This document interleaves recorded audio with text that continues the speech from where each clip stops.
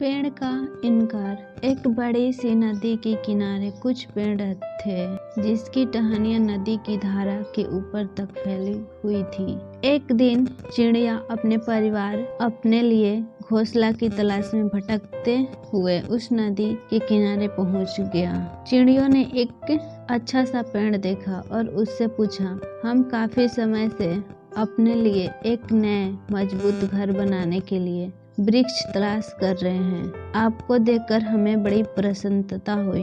आपकी मजबूत शाखाओं पर हम एक अच्छा सा घोंसला बनाना चाहते हैं ताकि बरसात शुरू होने से पहले हम खुद को सुरक्षित रख सकें। क्या आप हमें इसकी अनुमति देंगे? पेड़ ने उनकी बातों को सुनकर साफ इनकार कर दिया और बोला, मैं तुम्हें इसकी अनुमति नहीं दे सकता।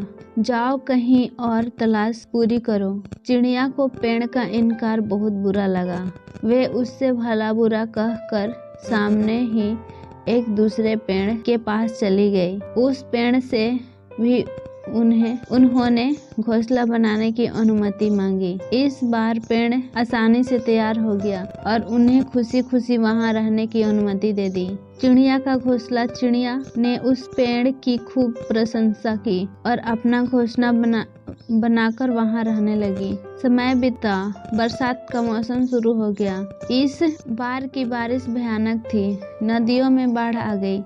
नदी अपने तेज प्रवाह से मिट्टी काटते काटते और चौड़ी हो गई और एक दिन तो इतनी बारिश हुई कि नदी में बाढ़ सा आ गई।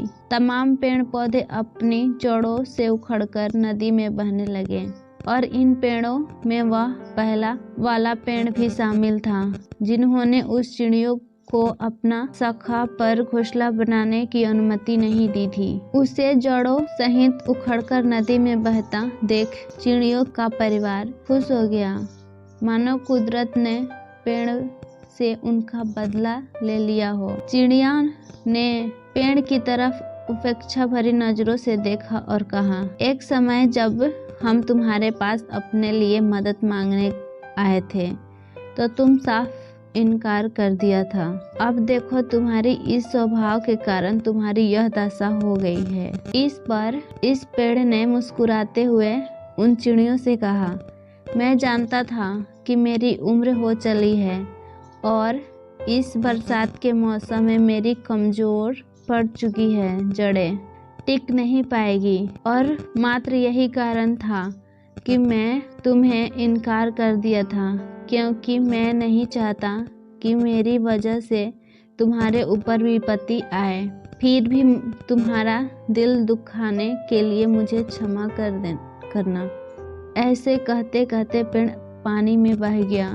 चिड़िया अब अपने व्यवहार पर पछताने के अलावा कुछ नहीं कर सकती थी।